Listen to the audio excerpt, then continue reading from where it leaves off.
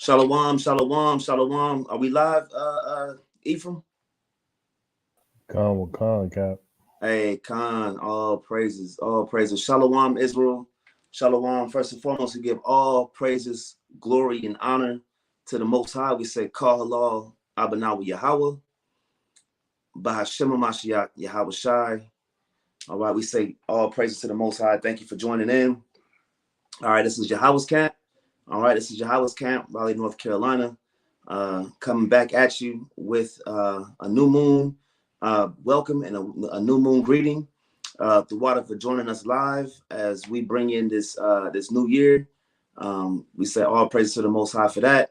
Of course, I got the brothers on with me tonight from Yahawah's camp. All right, so we got a full house tonight, and we just thank our guests, thank our brothers and our sisters that's scattered abroad to that's joining us. We say the water for y'all brothers and y'all sisters for joining us, giving us your time, your patience, your dedication, and joining us on this new moon. All right. All praises. I'm gonna let the brothers go ahead and introduce themselves on the panel. All right, starting off with the captain, going through the officers, going all the way down over to the soldiers. All right, go ahead, introduce yourself, Cap. Hey, shalom, shalom, Israel. All praise to the Heavenly Father and the Heavenly Son. I say Tawada Yahweh Shai, Barakatah Yahweh, Barakatah Yahweh Shai, Kal Halal Yahweh Bashim Yahweh Shai, Barakatham, and a mighty salute to the 12 tribes of Israel that scattered abroad in the last days, coming into the fold in the last days, receiving this information and sealing your households in these last days. Wanted to just say shalom to the people. Right, man. Tawada to the Most High, man, for bringing us into another blessed time of the year where we can finally get some good weather out here. All praise to the Heavenly Father, right? Shalom. We're gonna go over to the officers. Brothers, go ahead and introduce yourselves. Hey, shalom, shalom, Israel. This your brother Yahshua by Yahweh. Hey, Shalom, Israel. Is your brother Mahar. Shalom, shalom, Israel, brother Azariah. Hey, shalom, King Azariah. Shalom, King. Shalom, shalom. Oh, praises. Who else we got on here? Any officers on here? All right, go. Hey, shalom, shalom. This is your brother Aymat. All praises, shalom, King Aymat. Who else we got on here?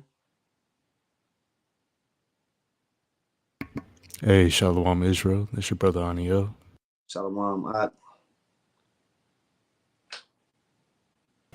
Hey, shalom. This your brother Shapar. Khan. Gad in the crib. Shalom, King. Hey, Shalom, Israel. This is Soldier Kazak, Kwam Yasharala, Ashar New Moon. Hey, all praises. Soldier Kazak is also a crypto Gadite, man. He's really a Gadite, masquerade Judite. Hey, I was like that too, man. I thought I was Judah, and I found it. I realized I was Gad. Hey, Khan. Hey, shalom. Hey, shalom to the priest. All praise to the Most High, priest Yakanan, and Elder Saquon. Shalom to them, the elders of Yahawah's camp. Shalom to the brothers of Yahawah's camp that's watching at home. All right, so and to the brothers in DC. Shalom to y'all mighty brothers for just pushing this camp forward. All right, if y'all get a chance, just keep an eye out for the DC camp. We building that thing up through the spirit of Yahweh Bashem Yahweh Shai. Shalom to them brothers, man, putting in that work. And all the brothers up there in DC, Yahweh and all them brothers, man, shalom to y'all brothers. Again, we want to give all praises to the Most High. All right. Hey, listen, as you see, we are at home tonight. We are going to be able to bring in the new moon tonight from our home. Nothing wrong with that.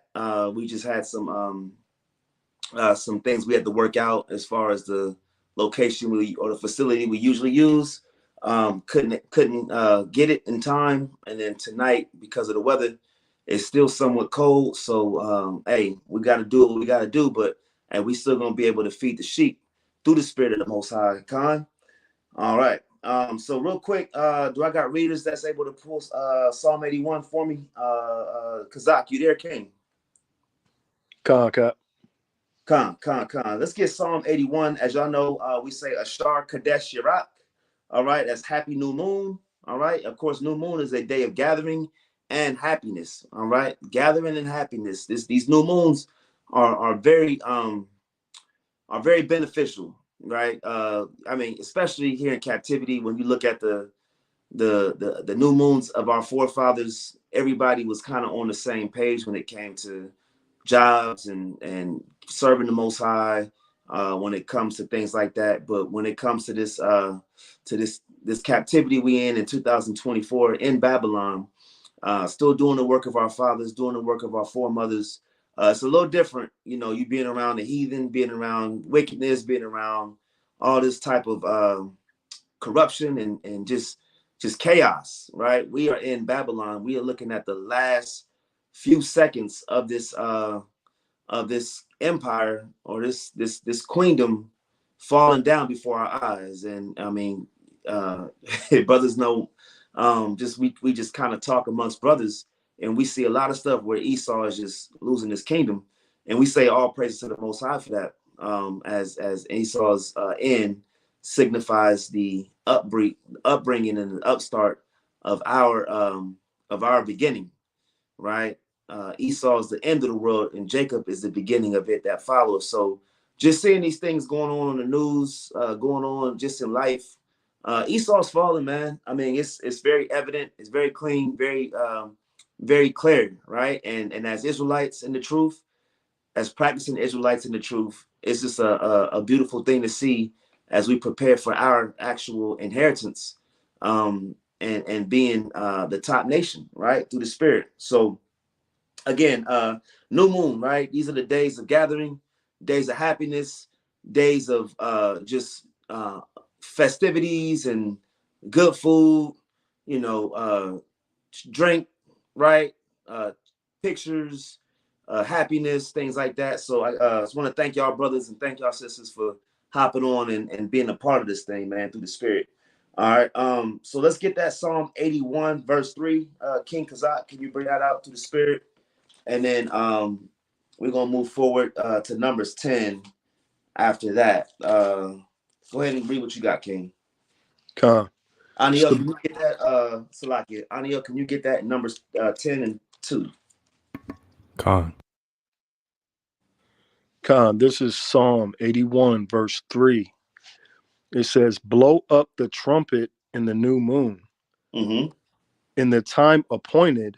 It says, time appointed, we blow the trumpet on the new moon. You just don't signify a new moon anytime, right? When we teach the new moon here through Marshal Yasha'al, and of course through YAHAWAH'S camp, we teach the first sign of light as the new moon, and that's the time appointed. So read it again from the top, King.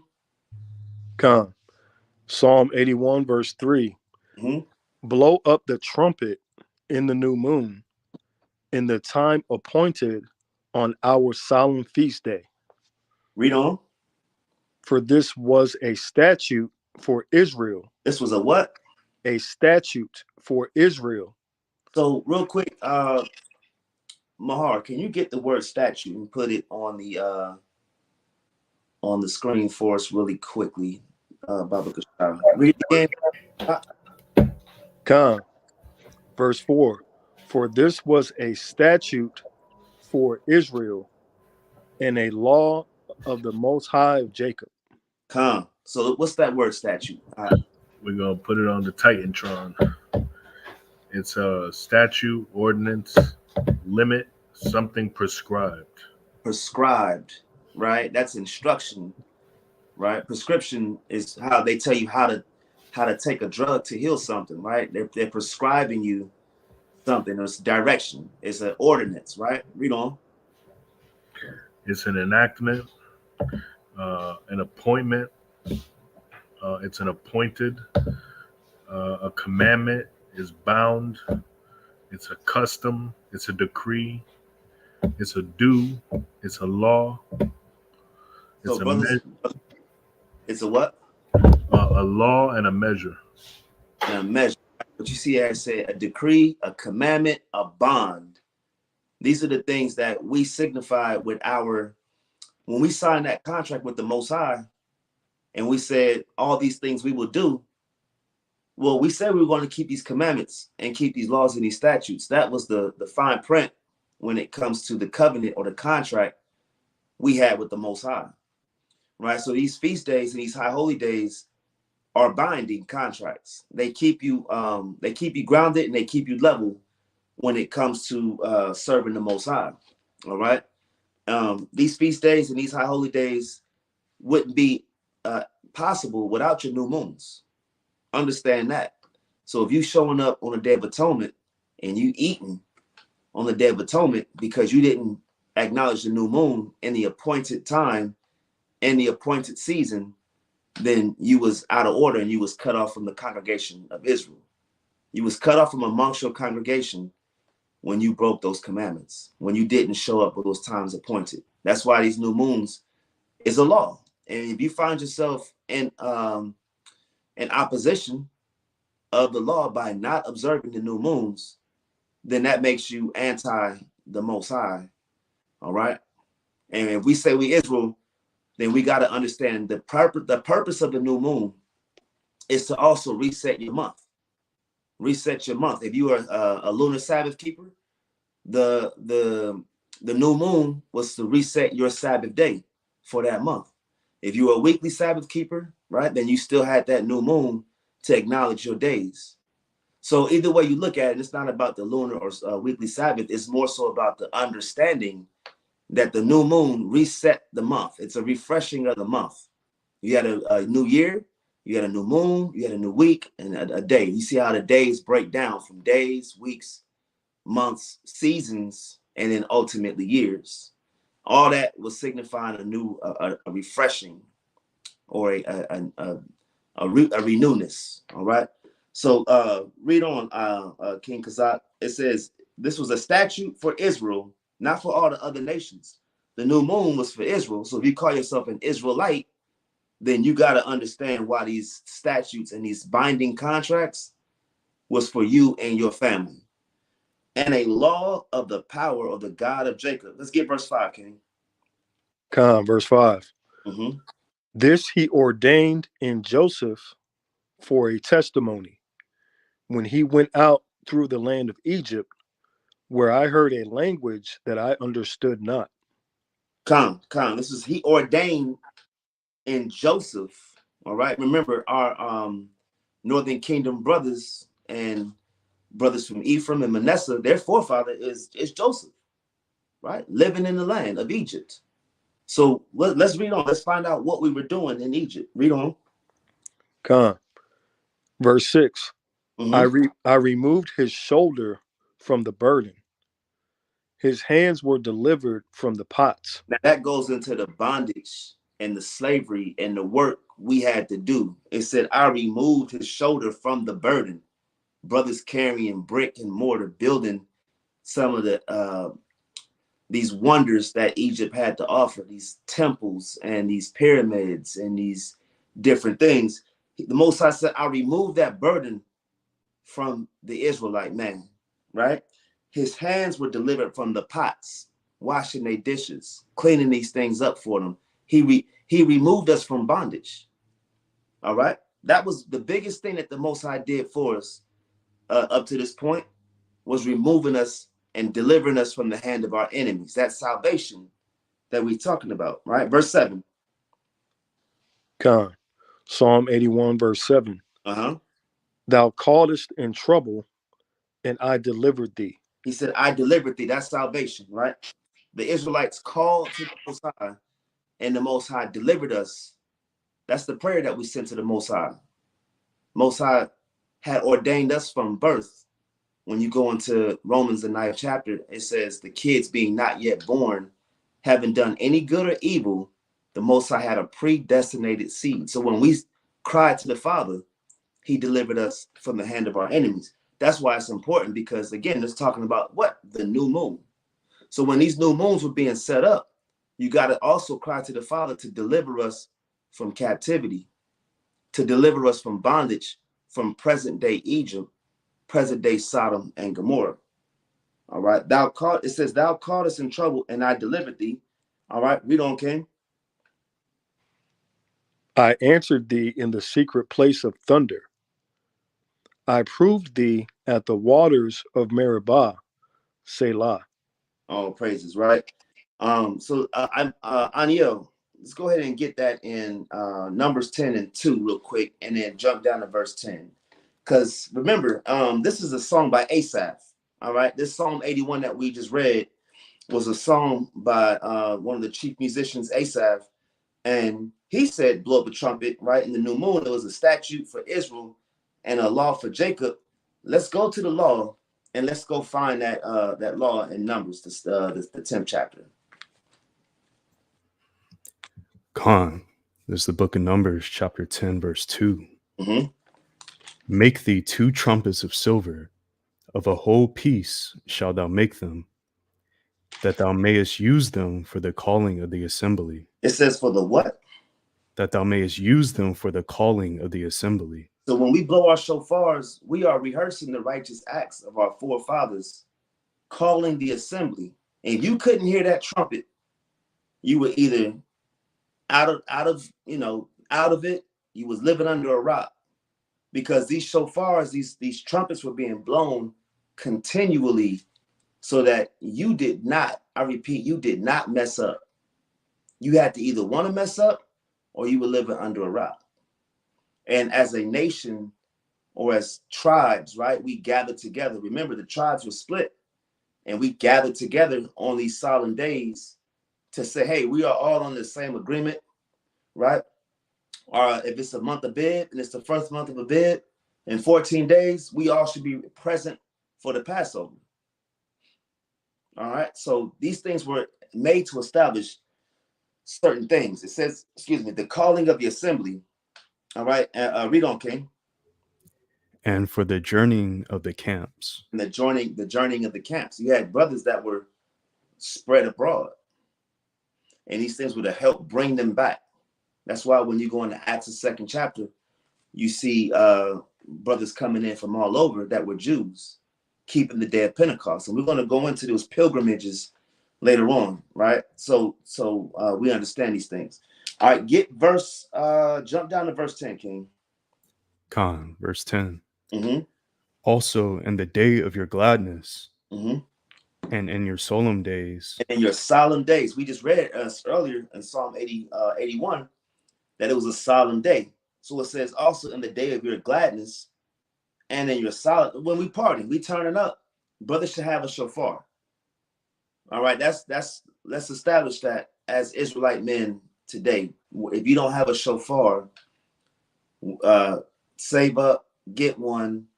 They not a lot. You got cheap shofars, you got expensive shofars. Some be $200, $300. You got some that's down to, $25, right? It's not a whole lot when it comes to doing the work of the Most High.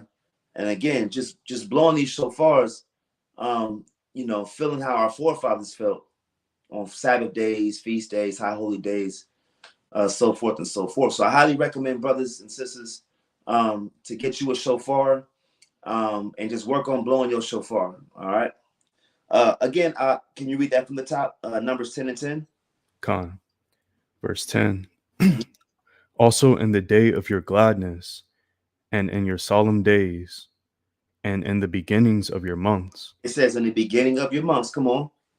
Ye shall blow with the trumpets over your birth. Ye shall, this is a commandment. Ye shall and ye shall not are things you do and you don't do. This is something that you must do to be in compliance with the Most High. Ye shall blow with the trumpets. Go ahead. Over your burnt offerings. Uh-huh. And over the sacrifices of your peace offerings, that they may be to you for a memorial before the Most High. I am Yahweh. You see that? So these are all memorials. These are things that we call to memory, right? Memories. or things that we can hearken on and fall back and recall. Hey, these new moons ain't going nowhere. So as far as I'm concerned, these are things that you should just get used to. Blowing your shofar, they got lessons. If you can't blow your shofar, they got lessons online to help teach you how to blow a trumpet, how to blow a shofar. It takes some getting used to. But if you work on it, like anything else, all right, you'll get good at it. But just ask the Most High for that, right? For that thing, for that gift. Also, when you go to that Numbers 10 and 10, reading verse 9, I'm gonna just get it real quick. And if you go to war in your land against the enemy that oppresseth you, then you shall blow an alarm with the trumpets, and you shall be remembered before the Most High your power, and you shall be saved from your enemies. Right. So understand the reason we have these shofars also is to call the assembly, but it's also to warn the people. Right. When you go to Ezekiel 33, Ezekiel 3:18, it talks about sounding that shofar to warn the people. Even as brothers that go to camp, your voice, when you speak in that microphone, you are the symbolic version of a shofar, right? You're warning the people, or we also call the assembly of Israelites that don't know that they're Israelites. The idea is to bring them in through the sound of our voice to feed the lost sheep of the house of Israel. Like I said, these new moons, these feast days, let's get Isaiah 66 real quick. Who else we got on here? Can they give me Judges 5 and 11? So that way we can kind of go through this thing pretty smoothly. Because I also want to get through the spirit today, just going into that Adar, or the double Adar, as brothers understand it. We're going to go into that through the spirit of the Most High and just give a quick sense on that as well. And then we're not going to be before y'all too long. So, because go ahead and get that for us, Baba Kasha, Isaiah 66 and 22. Khan. It's the book of Isaiah, chapter 66 and verse 22. Start at 20 so we can get the context, and then we'll move into 20 and 23. Khan. Verse 20. And they shall bring all your brethren for an offering unto Yahweh out of all nations upon horses, and in chariots, and in litters, and upon mules, and upon swift beasts, to my holy mountain Jerusalem. Khan. So we talking about the end time, or we would say the kingdom. Let's just say it's the kingdom, a kingdom understanding, right? So it says, to my holy mountain in Jerusalem. Read on. To my holy mountain Jerusalem, saith Yahweh, Mm-hmm. as the children of Israel bring an offering in a clean vessel unto the house of Yahweh. Read on. And I will also take of them for priests and for Levites, saith Yahweh. So you're going to have Levi doing the work of the Lord in the kingdom of heaven. That Levitical priesthood ain't going away neither, right? Understand that, all right? You better respect the Levites because they're not going away, right? So let's read on, King. Verse 22. Mm-hmm.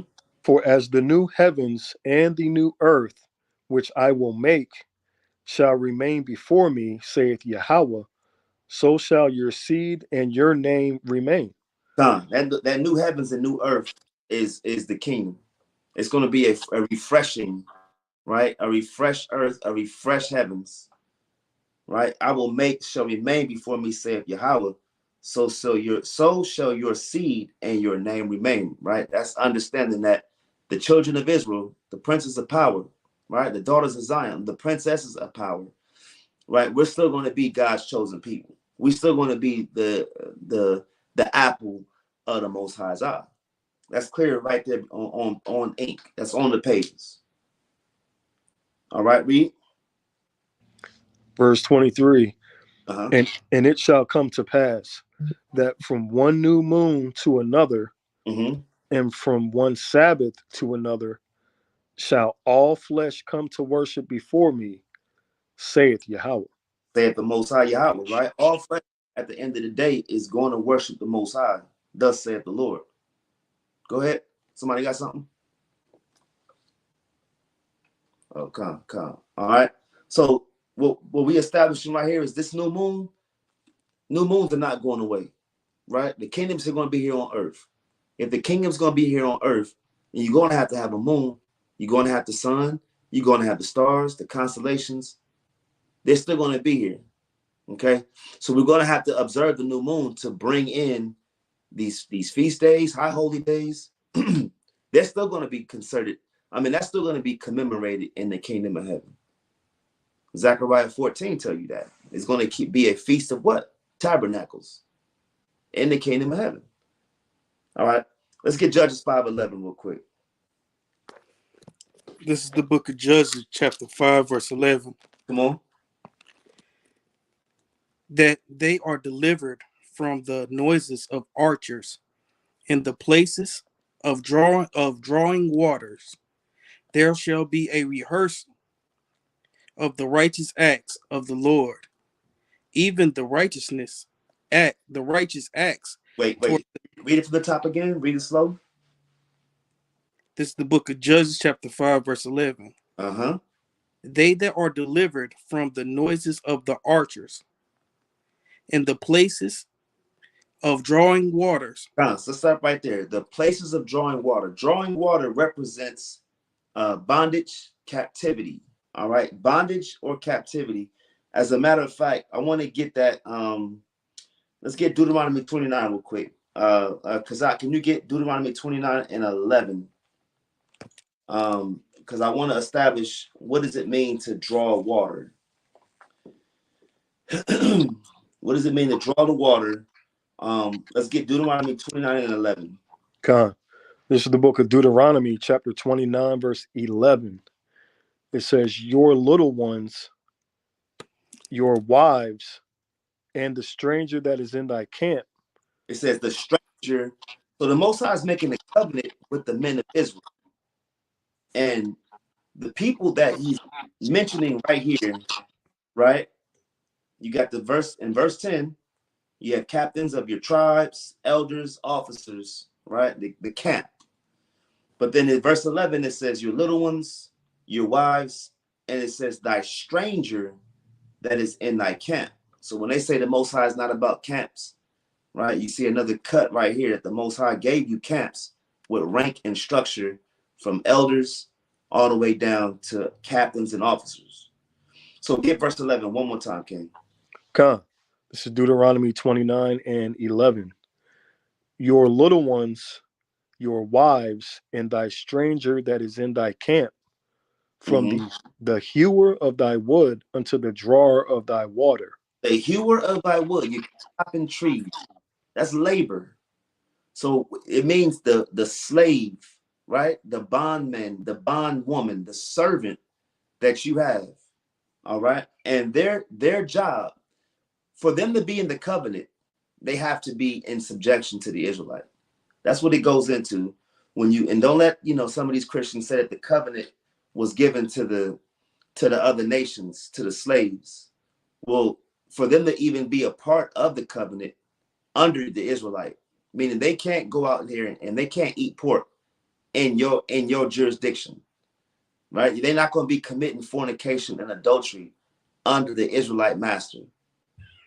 As soon as they leave and they go out there into the world, they no longer under the covenant. And I'm not saying they are under the covenant as Israelite men are. I'm not saying that at all. But for them to not die, they got to be, in some ways, obedient to that Israelite man. And then once they leave your jurisdiction, your authority, and they move out of the land and they do what they want to do, then that's just what it is. They're not in the covenant. All right. They just have to do work. It says the hewer of thy wood unto the drawer of thy water. All right, let's go back to that, right? Let's get Judges 5 and 11. Con, this is the book of Judges, chapter 5, verse 11. They that are delivered from the noises of the archers in the place of drawing water, there shall they rehearse the righteous acts of the Lord. So we're gonna rehearse the righteous acts no matter where we at. No matter where we at. If there are if we are in Timbuktu, we still keep the Passover, right? If we in Guatemala, right, we still keeping the feast days. We still keeping the Sabbath days and the high holy days. All right. It says we're going to be keeping and rehearse the righteous acts no matter where we at. All right, read on. even the righteous acts towards the inhabitants of his village in Israel. Come on. Then shall the people of the Lord go down to the gates. All praises to the Most High. Right. All praises. Let's get who else we got on here? If brothers can get, I can't see the roster right now. Aniel, can you give me Deuteronomy 10 and 12 real quick, King? Hey, Salat, hey, Salat, there real quick, Cap. You know, for the new people that may be coming into this walk that may be familiar or not familiar with Judges 5 and 11, you know, it's been a lot of talk going on in the Israelite community. Rather, if that is going into actual doing these things of old, these feast days, and many things of that. If you've been accustomed to that talk around here lately, so that rehearsal, right, there is an act of something that you should do, as well as calling to mind of the things of old. You know what I mean? So we're supposed to remember these things and call them and call them to our children's children, so that they don't forget these things. This is why we forgot the Shabbat. You know, this is why we, you know, have to keep the new moon, so we stay in a certain course of cycles, right? So I just wanted to go right here to Colossians real quick. um Colossians chapter 2 verse, I'm gonna read two passages real quick. Colossians 2 verse 8: beware lest any man spoil you through philosophy and vain deceit, after the traditions of men, after the rudiments of the world, and not after the Hamashiach, because we know that the Hamashiach came to keep the laws, right? To keep the commandments. You see that he kept the new moons, he kept the Sabbaths, he kept all of the feast days, right? It's only us men that get these wicked ideas and these imaginations to want to do things the way that we want to do them, right? So verse 16, it says, let no man therefore judge you in meat or in drink or in respect of an holy day or of the new moon or of the Sabbath days, letting you know what? That these are things that we still going to be keeping, right? These things ain't go nowhere. If you're going to be, if it's saying let no man judge you, they must be things that we are doing or not doing, right? Verse 17 says, which are a shadow of things to come. You see that? So all of these things are still going to be ruling factors in the kingdom that is going to come under the Hamashiach. Like the captain just said, even in the Levitical order in that service, going to be reestablished in the kingdom, right? So I just wanted to make that point. And I Hey, yield on that. and that's beautiful, because when you were saying earlier about passing these down to our children, it's a quick precept right here. This is Psalm 44 and 1. We have heard with our ears, O God, our fathers have told us what work thou did in their days in the times of old, right? So that old tradition was heavy even in our people back then. That old tradition. This is why some of this these books, this literature was able to get passed down, and we come out of Babylon, but we still kept some of our old traditions, our old history and heritage. It says, we have heard with our ears, O God, our fathers have told us, right? These things was passed down, and you got to pass these things down to your children today. What work thou did in their days in the times of old, how thou didst drive out the heathen with thy hand and plantest them, how thou didst afflict the people and cast them out. So we sing these songs to the Most High, and we able to understand what our Father did, what the Most High did to these other nations, and they passed down from generation to generation to generation, and it's nothing but our heritage to pass this stuff down. I'm gonna finish it up right here. It says, for they go not the land in possession by their own sword, neither did their own arm save them, but thy right hand and thine arm and the light of thy countenance, because thou hast a favor unto them. And you know, one of the things that I've been picking up just real quick before we get back into it with these scriptures is the Most High wants the credit when it came to destroying Egypt, destroying the Boy, that's the spirit. That's great. Go ahead, Cap. Bring it up. Con. Hey, look, that's the spirit. The Most High, when you just read these scriptures, even when you go into that Judges 5, that's the Song of Deborah. I mean, if you think about it, a lot in the Song of Moses, the Most Con.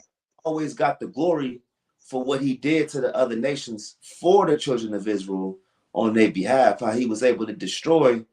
And what hits me is, you know, when we talk to Christians on the street, they say God made all people. And, you know, he did. We're not denying that. The Most High did make all these other nations.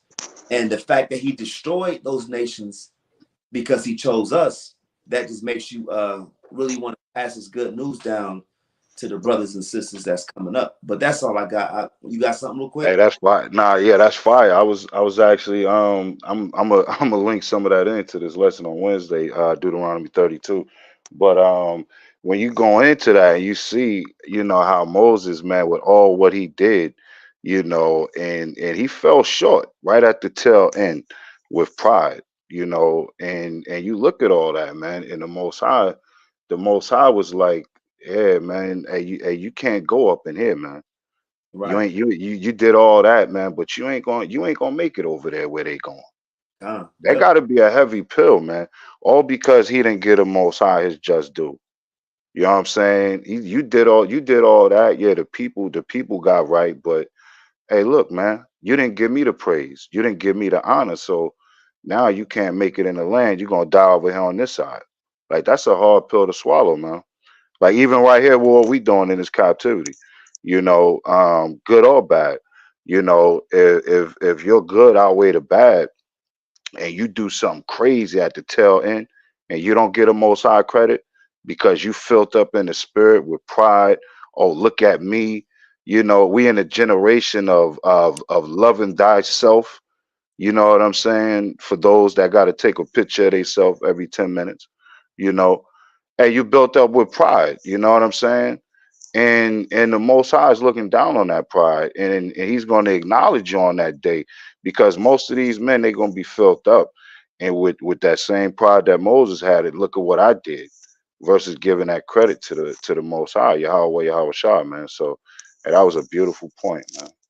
Hey, Con, I want to get one more. This is Sirach 14 and 11. All praises. Hey, we in the spirit. Sirach 14 and 11, it says, my son, according to thy ability, do good to thyself and give the Most High his due offering. Right? So again, do good to yourself so you can love yourself, but ultimately, like the cap was going into, this that due offering all goes to the Most High. It all goes to the Most High. Don't put it on yourself, and don't have that sense of pride, especially now, right? You don't want to be the equivalent of, you know, just dying on the outside of the promised land, not able to make it because of pride. All right. Hey, so, It's a lot. Yeah, that's just like the reason why Moses couldn't see the promised land, because he got fed up with Israel, just smashed the rock and said, is this water good enough for you? And didn't give the Lord his praise. He couldn't make it to the land.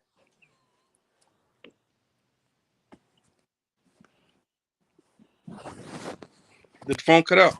Yeah, Khan, all praise, King. Yeah, that's what we was just going into, brother. All praises. Con. Khan. All praises. All right, let's get that Deuteronomy 10 and 12. All right, get Deuteronomy 12.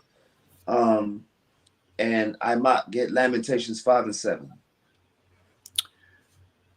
There's the book of Deuteronomy, chapter 10, verse 12. Hmm?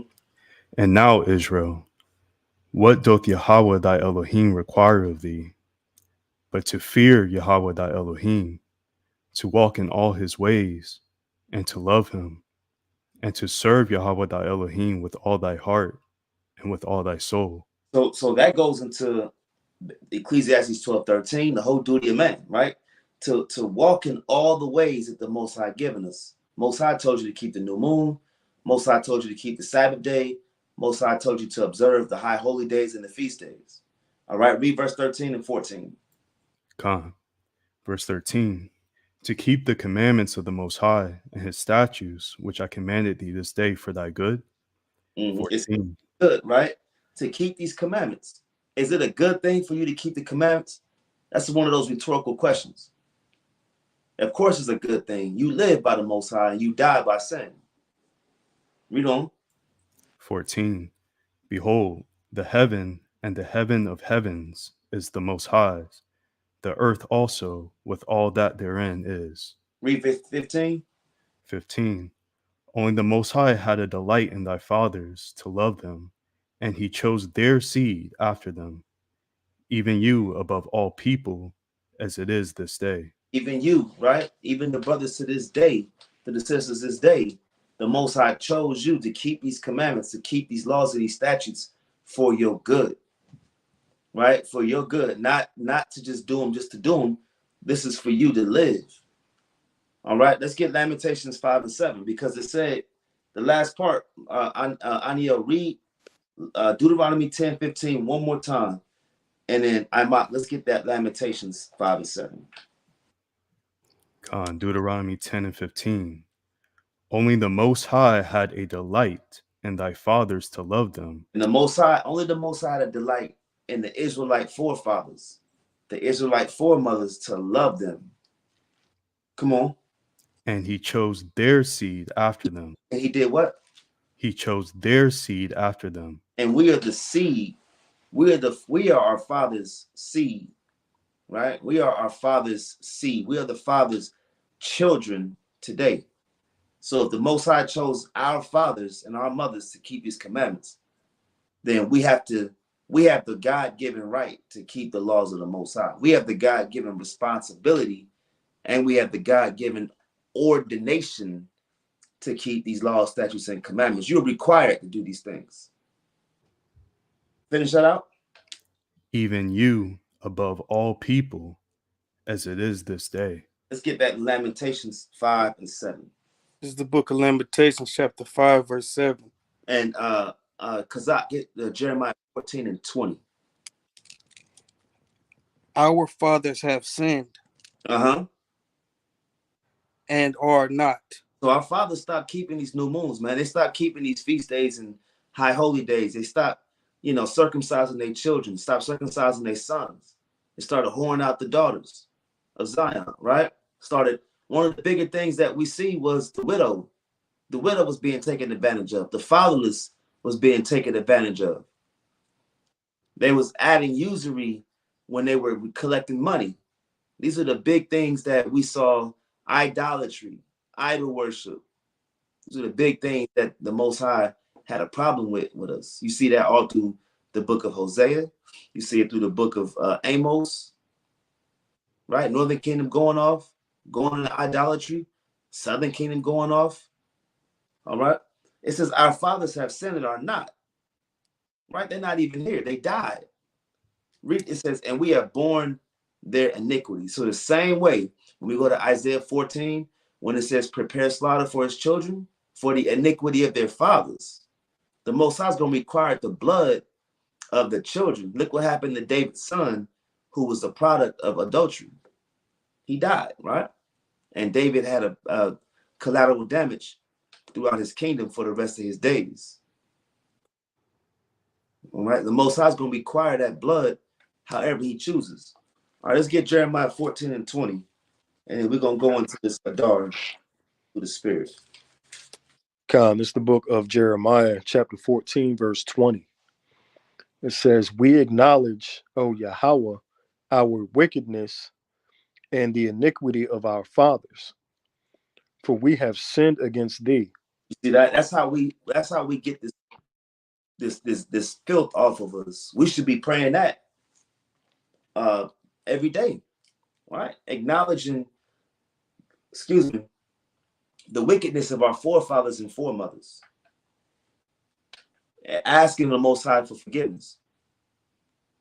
Right? Read it again. We acknowledge, O Yahawah, our wickedness and the iniquity of our fathers, for we have sinned against thee. Read 21. Do not abhor us for thy name's sake. Do not disgrace the throne of thy glory. Remember, break not thy covenant with us. See that? Break not covenant with us. Because we broke the covenant. We asking the Most High to have mercy and compassion, right? Have these things on us because we were so far in the sin, it was hard to get. This is Jeremiah. Jeremiah was prophesying to the southern kingdom, to the kingdom of Judah. You still had a whole 10 tribes of the north that was already gone, taken away captive for what happened and what their forefathers did and what they continued to do. All right, that was it on that. The water for that, brothers, for reading for us. All right, now I want to go into this understanding on Adar. All right, I just want brothers to just work with me here. If y'all at home, if you got questions, put them in the chat. If we can't answer all of them through the spirit, we'll try to get back to you, but we'll try to answer as much as possible. Understanding on Adar. Anybody understand Adar? What Adar is? Brothers, y'all understand what Adar is? I don't understand that. Okay. La. Okay, Adar is the 12th month. All right. Adar is the 12th month. So if you've been doing the math over the last new moons, we are going into what, if you count, right, from our last Passover, you count 13 months. All right. You count 13 physical months. We're going into month 13 if you're counting on your fingers. If you're counting with a tally mark, if you're counting 1, 2, 3, 4, you got 13, right? But we didn't, our forefathers, the history of our people never had quote unquote 13th month. So what Adar is a 12th month. Okay, we always had a 12th month, and then you go into the first month, the following month, as Abib. All right. Now the reason there is an Adar is an Adar 2, right? So you have Adar 1, which is what we just commemorated last new moon, and then we have an Adar 2. That is that's something that our people came with first and foremost. It's not something Amalek came up with. Our forefathers came with that because you had to compensate for a leap year. All right, understand that. If I'm moving too fast, just let me know. All right, first, Kazak, give me Jeremiah 17:4. All right, let's get that Jeremiah 17:4 real quick. Go ahead and bring it out. Yep, this is Jeremiah chapter 17, verse 4. It says, "And thou, even thyself, shalt discontinue from thine heritage." So we were prophesied to discontinue from the heritage, from your understanding that you were an Israelite. You thought you was black, you thought you was Hispanic, you thought you was Native American, you thought you was an African American, right? You don't know who you are. So a lot of this stuff is foreign to us. So we got to go back and relearn our culture, relearn our heritage, relearn our nationality. We were going to discontinue from that. Come on. "And thou, even thyself, shalt discontinue from thine heritage that I gave thee. And I will cause thee to serve thine enemies in the land which thou knowest not. For ye have kindled a fire in mine anger, which shall burn forever." Which shall burn forever, right? So understand that when we transgress the Most High's laws, these judgments is like a ring, right? It's like a ring. Matter of fact, give me that in second Esdras. I think it's 2. Hold on one second. Give me second Esdras chapter 5 and 42, Salakia.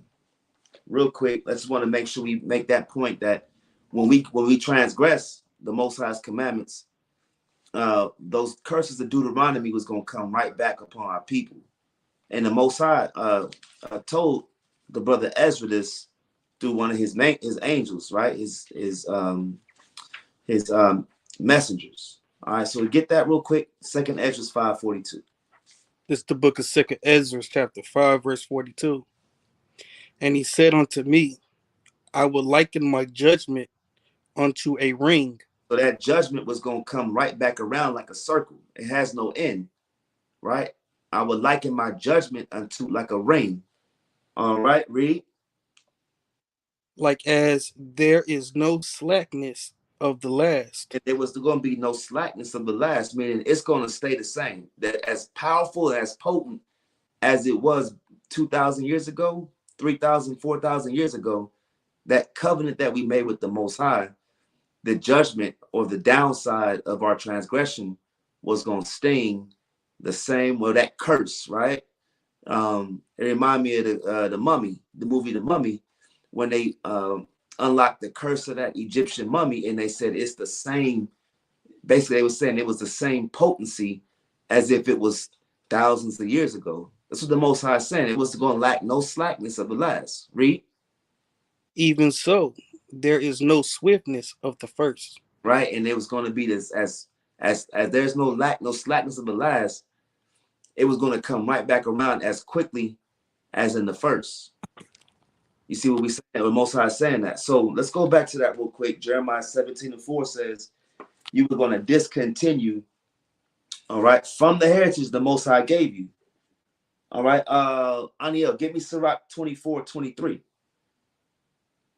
Let's get Sirach 4:23. And bring it out when you got it. Khan. This book of Sirach, chapter 24, verse 23. Mm-hmm. All these things are the book of the covenant of the Most High, even the law which Moses commanded for a heritage. That so the law was a part of our heritage. You got the land. When you go to Psalms, I believe Psalms 135 and 12. Yeah, Psalm 135 and 12 says the land was also our heritage. So our heritage was the land.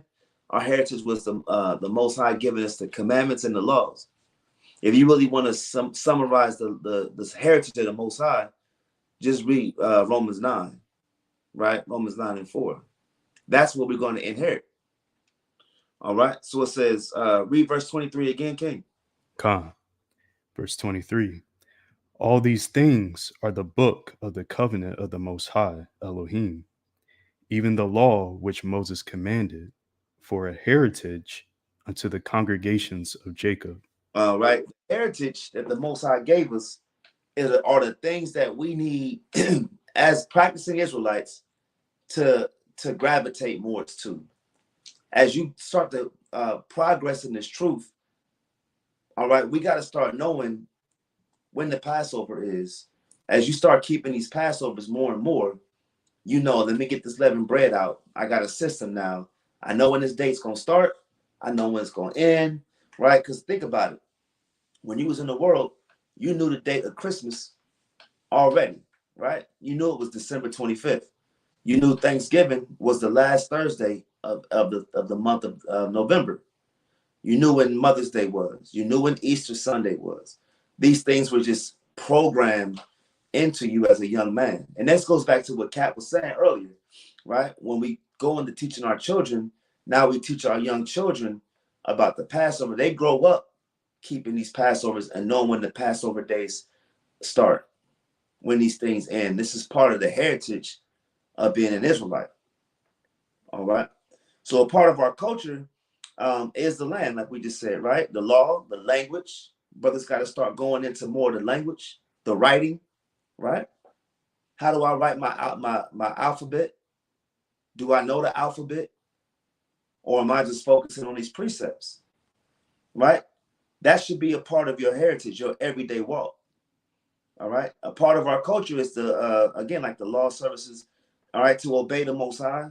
The feast days, the high holy days, the new moons, this should be a part of your fabric of your DNA. It's not so much of I'm still learning this thing, because we're going to always learn.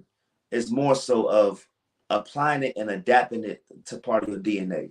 Your clothing, you should look different. You should talk different. Why? Because this goes into our heritage. That's why it's important to get your heritage back that was taken from you. All right, we should know or we should strive to know what the Most High had gave us. All right, so the purpose of tonight's class, all right, is to explain why we have two Adars. All right, which Adar is the prominent or the more authoritative Adar in regards to feast days and establishing the next month, the next year, the new moons, things like that. Because again, like we said, full disclaimer, all right, what we would say the small hats, right, for the intents and purposes of the channel, we would say Amalek has some of our traditions, right? They took it, they stole it, but they still have it. Doesn't mean that when they do it, the Most High didn't ordain it. Some of the things that they do, it was for our people. We just got to go back and chew the meat and spit the bones. All right, so that's the purpose of tonight's class, right? Like we said, that full disclaimer was these the small hats, or we would say Amalek, has some of our traditions, and it's not the other way around. And in this instance, I'm talking about this instance only, we must have that double Adar, because if not, right, if we don't have that double Adar, our feast days is all out of season. If you have one Adar in the winter, in the middle of the winter, last month, then your Passover will be in the wintertime. Does that make sense? If I do my Adar without a double Adar, not having Adar 2, let's just call it Adar 2. The proper word for Adar 2, let me look at my notes real quick, is there's a way you pronounce it. Give me 1 second. Let me look at these notes. It's the Hebrew word for second is I believe it's Chanel or Shania. Give me 1 second. Bear with me 1 second.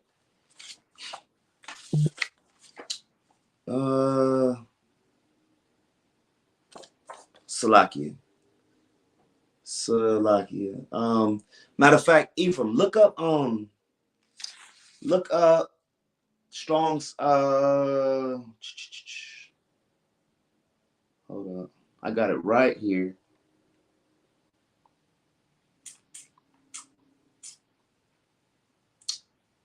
Dog, I got all this information and I don't have my proper word for second. Can you look up second in the concordance? We'll get that. Here we go. It's Adar Shani. It's 8145. Strong's 8145. That's the word I'm looking for. All right, my bad on that one. But thank you for bearing with me.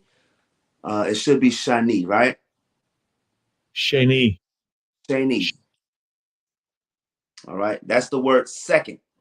That should be the word second. So the proper word that you would say it in Hebrew is Adar Shani, which was second Adar, or the second of the 12th month. Again, the purpose of this class is to understand which Adar has the more authoritative Adar. Just because it's the first Adar doesn't make it the more authoritative Adar, right? What do I mean by that?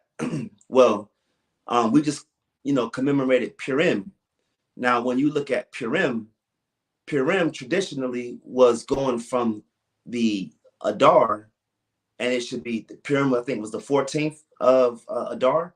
So you would have 30 days, traditionally speaking, right? Through a traditional language, traditional oral tradition, you would have that 30-day gap between Purim and Pesach or Passover. I'm gonna say it again. You have 30 days in between Purim and Passover.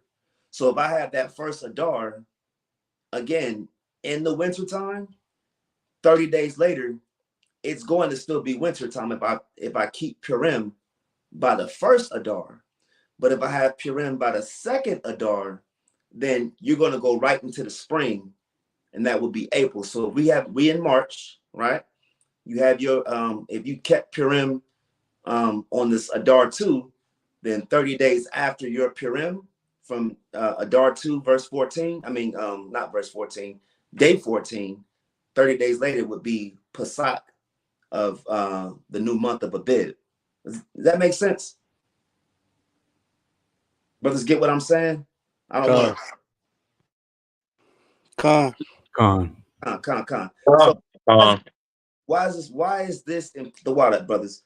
So why is this important, right? In this instance, like I said, we must have a double Adar, because if not, your feast days is going to be out of season.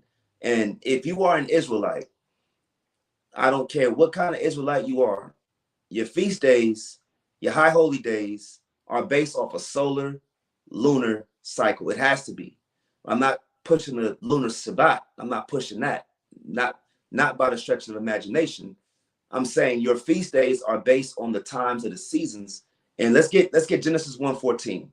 All right, Genesis 1:14. That's the only way you can establish your feast days, and your months are going to be based off the Most High establishing the sun, moon, and stars. You got to have that as well. The constellations, things like that, play a heavy part on what season you're in when it goes into the solstices. All right, so let's get Genesis 1:14. All right, and Aniel, get me Leviticus 23:4. Somebody bring that out. Kazak, can you get that for us quick? Khan, this is Genesis chapter 1, verse 14. Uh-huh. It says, "And the Most High said, let there be lights in the firmament of the heaven to divide the day from the night." So let's stop right there. Two lights Khan. into is the sun and the moon, right? It says, let there be lights in the stars, right? Let there be lights in the firmament of heaven to divide the day from the night. How do we divide day from night? The sun goes down, the moon comes up, right? Moon goes down, sun goes up. That's how we divide the days. You use those two lights, right? Read on. Khan. "And let them be for signs." Now that word sign goes into the word time. So the sun, moon, and stars lets you know what time and what season you're in. You don't get the same constellation in the winter that you get in the spring, right? Because of the way that the earth and the constellations are set up, we would say. And the small hats, they kind of go off when they explain it. The small hats go off because they go into more of the zodiacs, but their idea of zodiacs are the constellations. It's the same thing, but they just have a different way of explaining it. But the way I got it was constellations, which you see the patterns in the sky, and our forefathers and our foremothers were heavy into this, right? It doesn't make it a sin, because you're not worshiping the signs of heaven, right? You're just using that to understand what season you in. That's where Issachar comes in. Hey, Yashuan, can you give me that in First Chronicles 12:32, King? Khan, hey Salaki, that's a spirit because I was just finna pull that exact one too. When you was going into the constellations and the seasons. King. Yeah, that's why the Most High had me calling you out. Khan. Get out. Khan, this First Chronicles chapter 12, verse 32. "And of the children of Issachar, which were men that had understanding of the times."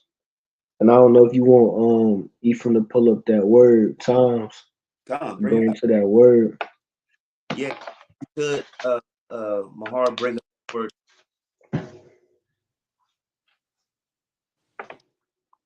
But you see how I said Issachar had the understanding, and then you can put that in your back pocket, going understanding of the Mayan calendar and how the Mayans had the understanding of the times on the calendar. I think we still use those understanding. When I say we, I mean 2024. Modern day people today still use the Mayans. Go ahead and pull that real quick. Strong's H6256. Eighth.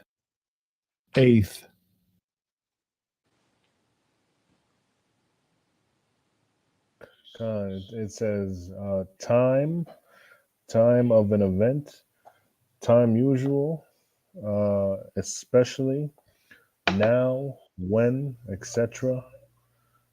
Afterways, certain, continually, a season, Mm-hmm. long, evening, tide.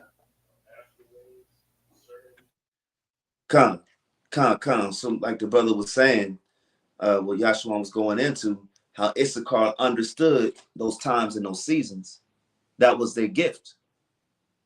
All right. That was the gift that they had, was to be able to see, okay, going by this constellation here, we in the winter. And look, Gad even had that understanding, right? You can bet on that, right? Where the Gadites was able to look up and they knew, okay, I'm in the winter equinox. Oh, I'm in the equinox. We about Hey, so season. Go ahead, King. no, I was gonna say even in slavery, some of the slaves used the constellations to escape. You know, the for the certain directions. Like Right, they know what stars show them. You know where north and south is. right, right. That's right. And even if you're a farmer, right, you had that farmer's almanac that told you when to plant crops in certain times of the seasons, right? So real quick, let's go back to that Genesis 1:14 again. Con, this is Genesis chapter 1, verse 14. It says, "And the Most High said, Let there be lights in the firmament of the heaven to divide the day from the night, and let them be for signs and for seasons and for days and years." See those months, those seasons, right? Those days was all dictated upon the positioning of the stars, sun, and moon. Let's get verse 15. "And let them be for lights in the firmament of the heaven to give light upon the earth. And it was so. Come on. And the Most High made two great lights, the greater light to rule the day, and the lesser light to rule the night. Come He on. made the stars also. And Um, stars also. So don't forget that too, right? You got the two lights, the great light, right? The sun, and then the smaller light, the moon. But then he also made the stars. That's the pattern that we know what season we in. And if you look at that word for signs, going back to verse 14, it literally goes into the word time. So he used those sun, moon, stars to let us know what time we were in. Like that moon is a clock.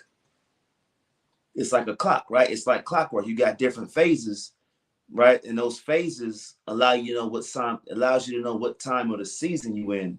That's why the Passovers are always on a full moon. Every Passover I've experienced was always on a full moon. Right? That 14th day of the month was that full moon. All right, let's finish that out, King.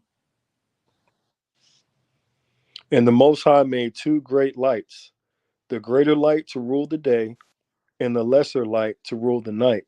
He made the stars also. And the Most High set them in the firmament of the heaven to give light upon the earth. I sit And on Con.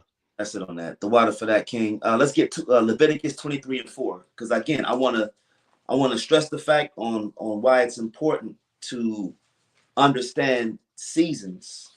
Why is it important for us to understand seasons? I cannot have my feast days out of season. These feast days gotta be in its due season, thus saith the Lord. Right? Let's bring that out. Leviticus 23 and 4. Con. Verse 4, these are the feasts of Yahweh, even holy convocations, which ye shall proclaim in their seasons. In their seasons, right? So it goes when you go into the Most High, giving you the seasons, giving you the feast days, the high holy days. He's telling you that these must be commemorated, or it says, which ye shall proclaim in their seasons. One of the reasons Jeroboam went off is because he started making feast days all out of season. That's how you going off. It's not in its right season. So again, the reason why this Adar 2 is important, it allows us to kick off a bid the first day of the year in the springtime. If not, you're going to have a bid in the wintertime. All right. Does that make sense? Con. All right, let's get one more. Let's get Sirach 43, verse 6.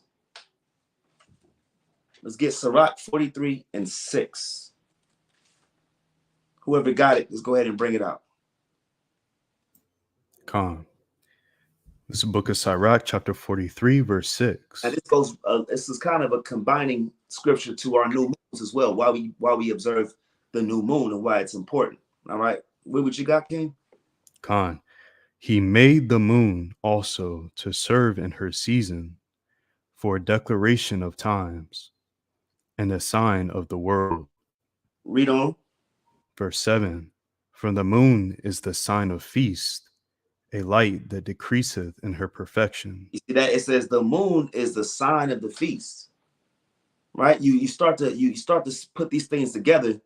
You need the moon, you need the sun and the moon and the stars to understand the season that you in.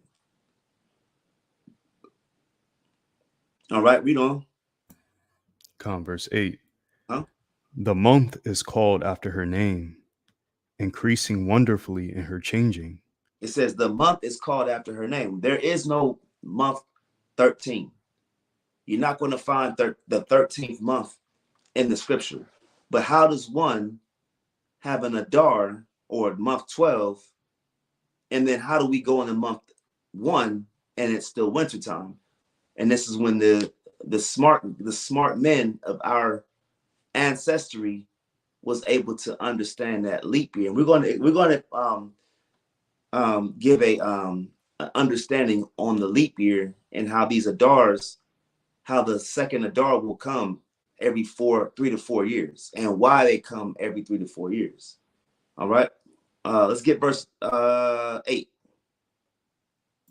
Con, you want me to finish it out? Or Con, finish it up. My bad. Con. Being an instrument of the armies above, shining in the firmament of heaven. Come on. Verse 9. Uh-huh. Beauty of heaven, the glory of the stars, and ornament giving light in the highest places of the Most High. Con. And that's the beautiful thing about our clock. The Most High, make sure you see it, because all you do is just look up.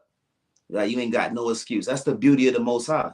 I'm going to put the clock right above your head so that you ain't got no excuses at all. It's not really hard, right? Being in this truth and being an Israelite. That's why the Most High, not the Most High, but it says that the scriptures are not, the commandments are not grievous.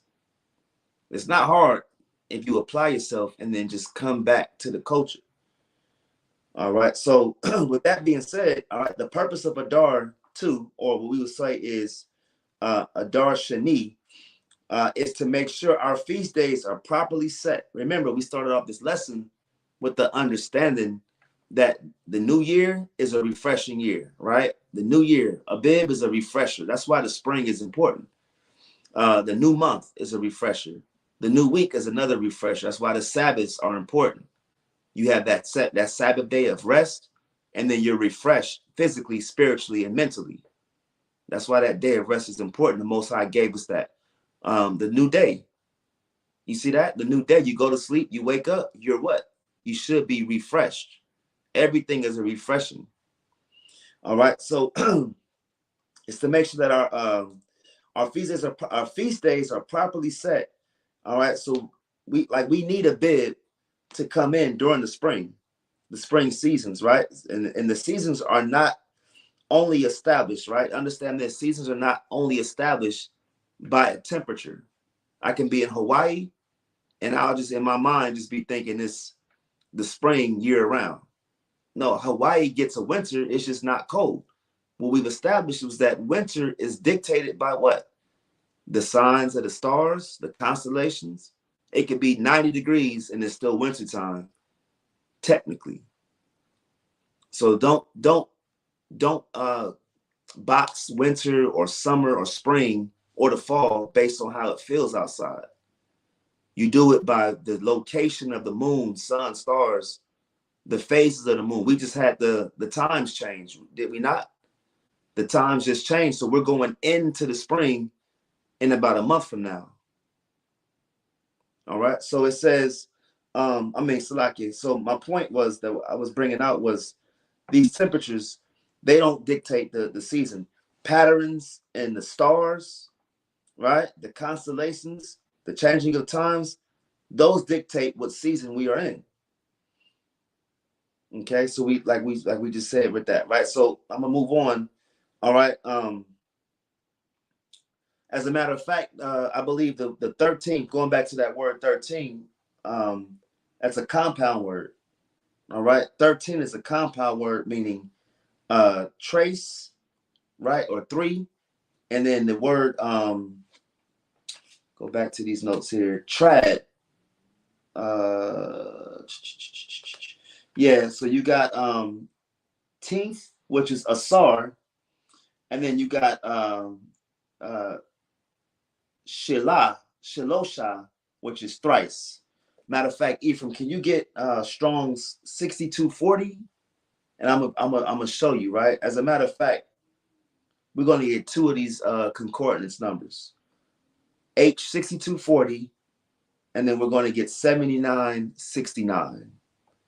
And this is where you get the word 13th from. So we never had a 13th month. We've always had an Adar. So my point is, now we got to think about which Adar was our forefathers and foremothers looking at or commemorating when they kept these feast days and high holy days. Salakia, what were those numbers again? 6240. Let's start off with that one. 6240. And that is, it should be Asar.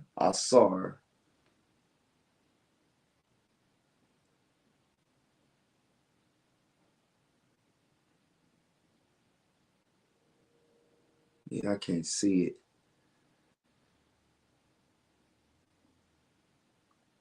Uh, 10 combination. Teen, 10th, 10th. Right, teen or 10th. Right. So that's one word. That's a compound word. Remember, 13 is a compound word. It's two words, right? So one was 10th.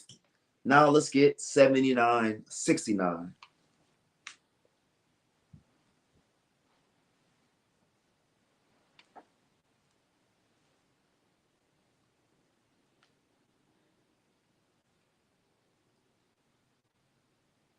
It's Shalosh, Right. 3 triad. Right. So now you got to combine those two words together, 10th and thrice or three, and that's where you would get 13 from. So that's how we had to put those together. We didn't have how we just say 13, right? Or I guess even in English you have that same thing, right? 13, 14, 15. So you have shalosh and asar, and that's the point I was trying to make, right? You don't have the month of asar shalosh. There's nothing called ashar shalosh. It's just Adar and Adar 2, or Adar Shani. All right, so we got to the reasons. Now, that's the proper name for Adar, right? Or double Adar was Adar 2. You'll see it called Adar 2 or double Adar or Adar Shani. All right. All right, so we went through that. All right, I'm going to be real quick. Another one, here's the reasons for Adar 2. All right, so now we're going to go into the math on where we get these numbers from. Why do we have a whole month and a leap year? Okay, anybody understand what a leap year gives? It gives you an extra day, right? In February, I believe. I believe that's right. Con. Okay, so how many Hebrew days do we have? Anybody know? 30. Well, I mean, how many Hebrew days in a year? 360. Go down about 5 days, so about 354. Okay, about 354. And then how many days do we have? I guess you would say in the calendar of today, 365.2, something like that. All right, so Confusion. if brothers can subtract 365 from 354, what number is that? 11. 11, right? Now, what you want to do with those 11 days, those are just like floating days, right? They don't add up. Now you have to, again, your Adar 2 or Adar Shani comes it's every 3 years. So the problem that the forefathers had was if you multiply 33, well 30, right? You said 30, about 11, right? You said 11 days, Anio? Con. Okay, now if you multiply that by 3, you should get 33. Multiplied by 3. con. But and that's 11 extra days by 3 years. So this is a cumulative error. Every year you're going to add 11 days, and the next year you're going to add 11 days, and the next year you're going to have 11 days of just what do we do with these days? Over time, that makes a month, right? So again, 33 days, you get a whole month. That's extra. That's how you get that. That's how you get the imbalance of the Adar. Again, let me know if this makes sense. If not, I can go back and re-explain it. Brothers, get what I'm saying? So we have 33 days. You have 33 extra days over the span of 3 years. So and what happens? per month, I mean, that makes your times between seasons off by a whole month. Con. Right?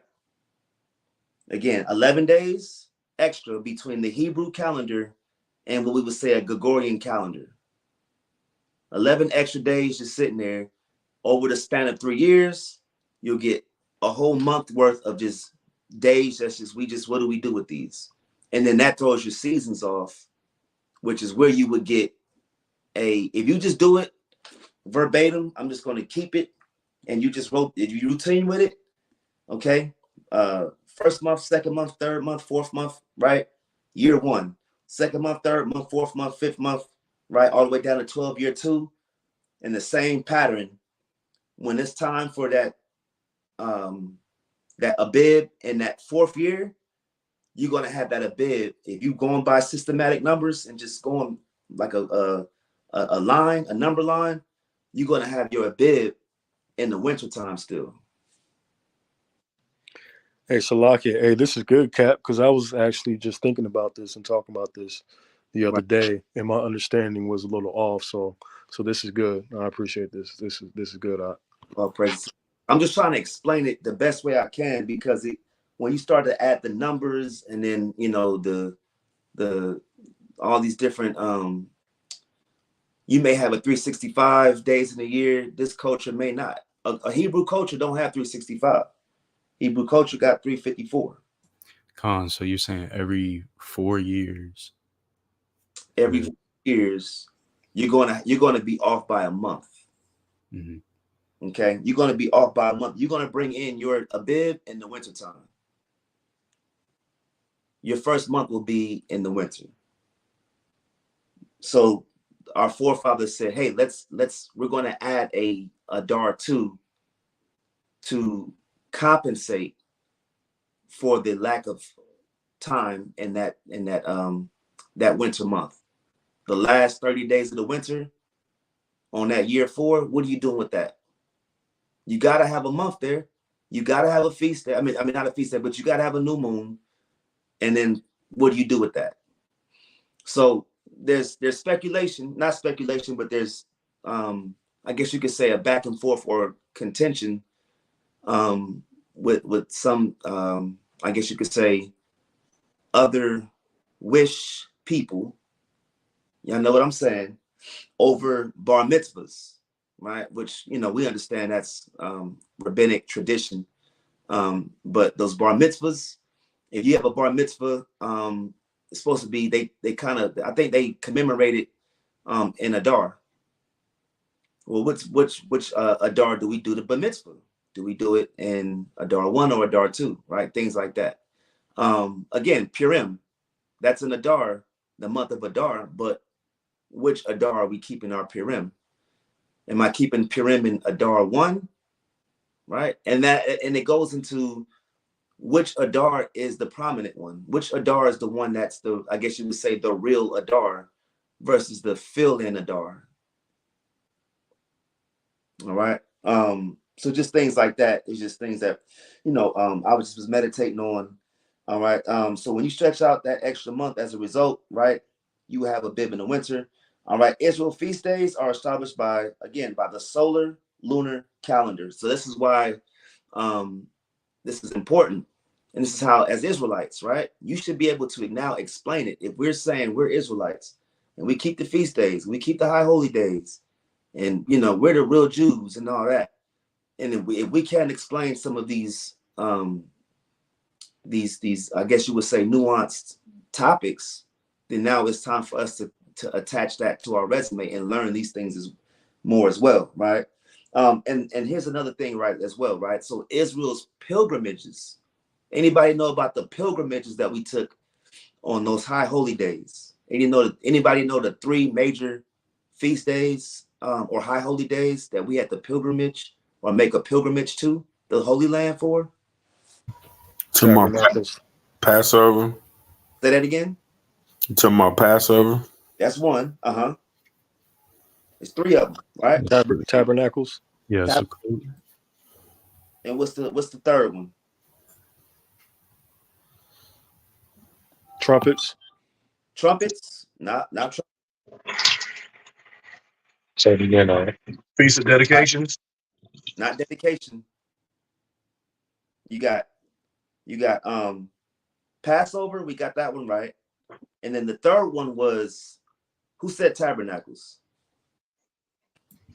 Con. Yeah, we got tabernacle. So what's the You talking about first fruits? third? Book of Acts, brothers. First fruits, right? Also called Shavuot, or you would say Pentecost. Pentecost. Right? So let's get Deuteronomy 16:16 real quick. Remember, those feast days, high holy days, were all in due season. So I can't come into, and if you know, this is why it's important for us to know these things, right? After unleavened bread is what we would call fruits, right? And then after that, you have and in between you have your atonement, you have your trumpets, right? You have certain feast days. But let's get Deuteronomy 16:16 real quick. It says 3 times in a year shall all thy males appear before the Lord thy God in the place which he shall choose. And the feast of unleavened bread.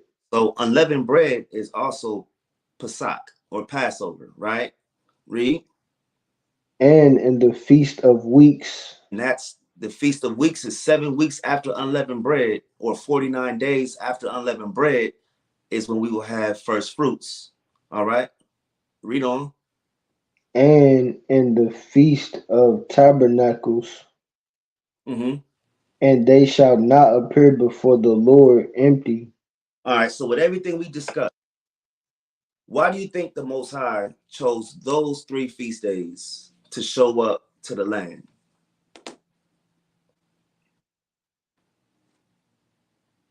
With everything we discussed about the time seasons, I'll give you a hint, right? Everything with the times and seasons, why would the Most High choose unleavened bread or Passover, first fruits, and tabernacles? Is that to compensate for that extra Adar too? Well, yeah, Adar 2, right? Adar 2, what it does is sets everything right going into Abib. So Abib is the first month, right, of the year. That's the springtime, right? Brothers not really bringing in the spring or the new year in the winter. We bring it in the spring. So when you understand Abib is going to be in the spring 100 out of 100 times. Now, moving forward through that whole year, I could say, okay, boom, I know what I'm going to have first fruits. I know I'm going to have Tabernacles. Brothers want to take a stab at it before I give it up? I don't know. They help mark the seasons. There you go. Perfect, right? So understand the spring, the Passover is in the spring equinox. Okay, the Passover is in the spring equinox. Now, what we would say is Sukkot kicks off the harvest season, and then the Sukkot or Tabernacles closes the harvest season. So if my year is off because I started late, then I can't reap in the first fruits on time. I can't bring anything, like everything is off from the beginning. Yeah, we know that the Most High does not like the unbalance. It's an abomination. So the point is, the Most High set those feast days to commemorate the harvest season. We're an agricultural people. So when we worked and we grinded throughout the year, we had our fruits that we would bring in, for first fruits. And then when it was going into the cooler season, meaning, of course, Tabernacles is winding down the summer, going into the fall and the winter. So when we understand that point, from that point of view, we understand that we close out our feast season or our harvest season in the fall. And then we just kind of sit, chill, relax throughout the winter because there's nothing to harvest, right? We're kind of gearing up through the winter time, going into the new year, which is why that Adar, that second Adar, is important. If you don't have that second Adar, everything is going to be all out of whack. And that was a good answer, right? So the reason why the Most High has us go in there 3 times a year is to commemorate or to acknowledge the spring equinox, right? Matter of fact, somebody I wanted to get something real quick. Give me Jeremiah 10. We go into this precept all the time, going back to those signs, right? And I'm about to be real quick. We're going to close it out. Give me Jeremiah 10 real quick. Because when we talk about why we don't, right, celebrate those seasons, those stars, and of course we use this for the precept to cut Christmas, but there was also something called a winter equinox. So you had a solar equinox that showed you, okay, here's the constellations for the spring, and then you had a winter equinox that showed you the constellations for the winter. All right, let's get Jeremiah 10 and 2. It's the book of Jeremiah, chapter 10, verse 2. Mm-hmm. Thus saith the Most High, learn not the way of the heathen. God said, learn not the way of the heathen. Look, the heathen didn't have a Yahweh, right? They just literally was worshiping the sun, moon, and stars. Because that's what gave them life. That's what gave them food. Okay, so learn not the way of the heathen. Come on.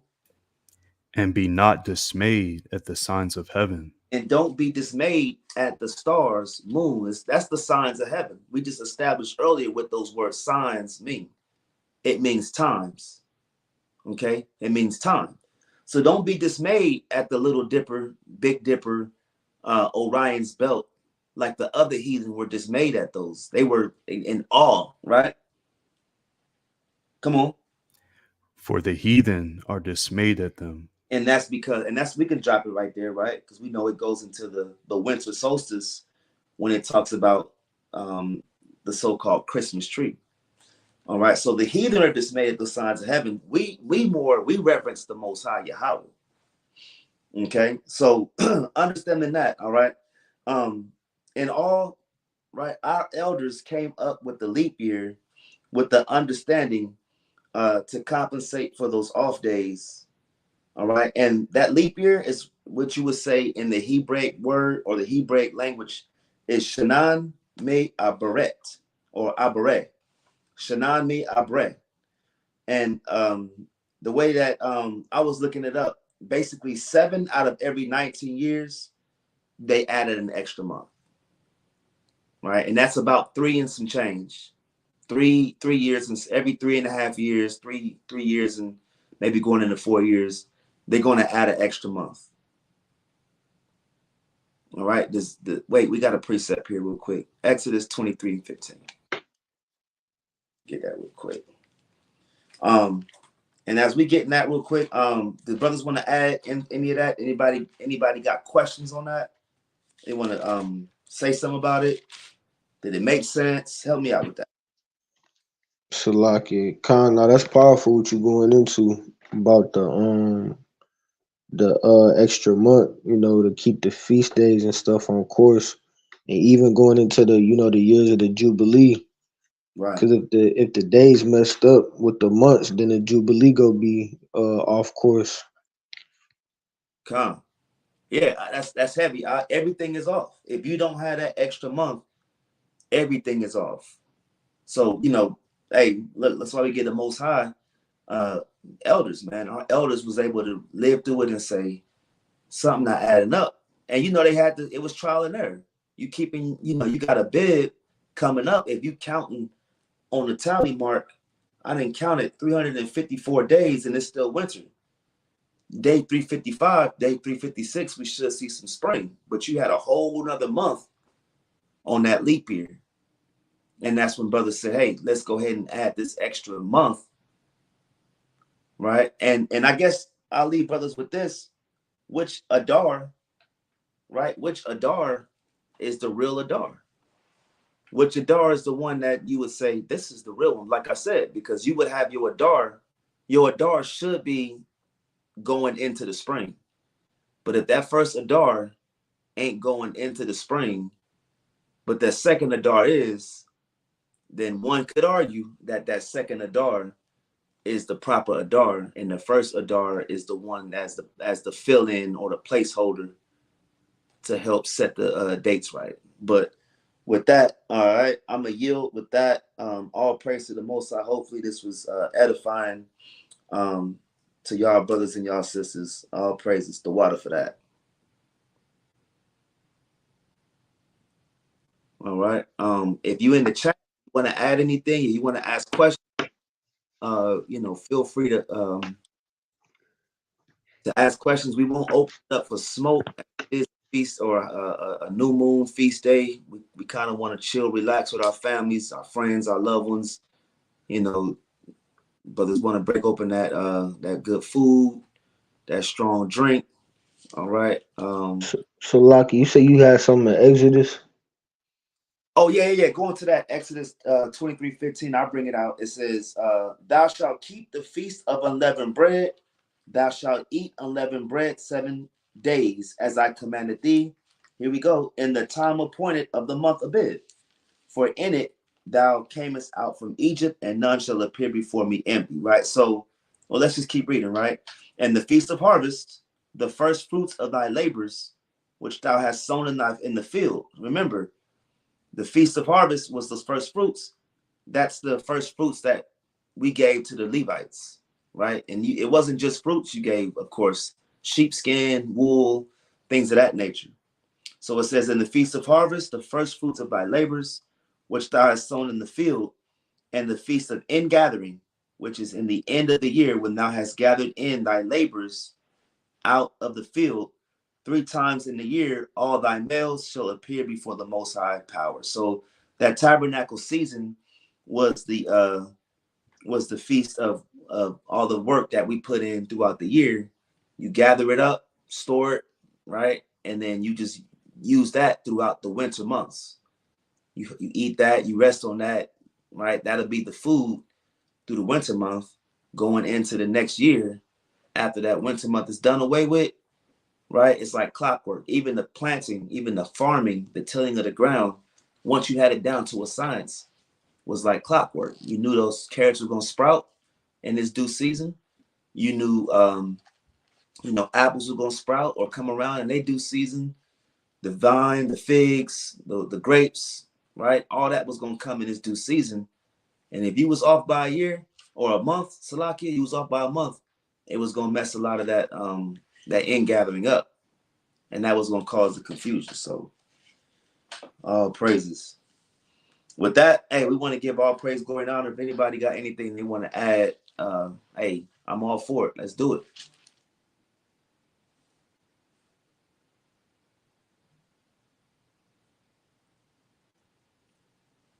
All right. You got something you want to say? All praises. Go ahead. All right. Come. All right. Hey, look. Hey, I'm Captain Raham from YAHAWAH'S camp, man. Hopefully this was edifying. We want to give all praises, glory, and honor to the Most High. All right, we say Kal Halal Abanawa Yahawah by Shema Mashiach Yahweh Shai. We are YAHAWAH'S camp. All right, happy Adar 2, or we would say Adar Shani. And we will see y'all in about a month. Again, next month, we're going to kick in the Passover April 24th at sundown. Officer Mahar, do you have that flyer, brother? Oh, you know I do. I God. thought you knew. God. Yeah, so if you in the area and you want to celebrate or bring in the Passover with YAHAWAH'S camp, feel free to reach out to us via email.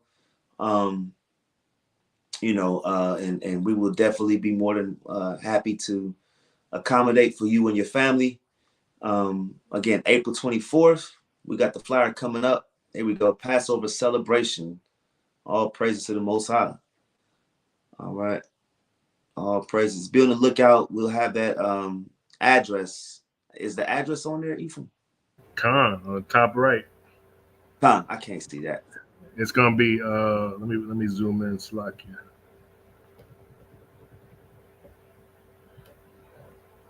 Can you see it? It's gonna be 7027 Nightdale Boulevard.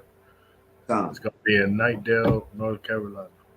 Con 7027 Nightdale Boulevard in Nightdale, North Carolina. We got the Lord's Passover, YAHAWAH'S Passover coming in. Hey, it's always a good time to have that Passover.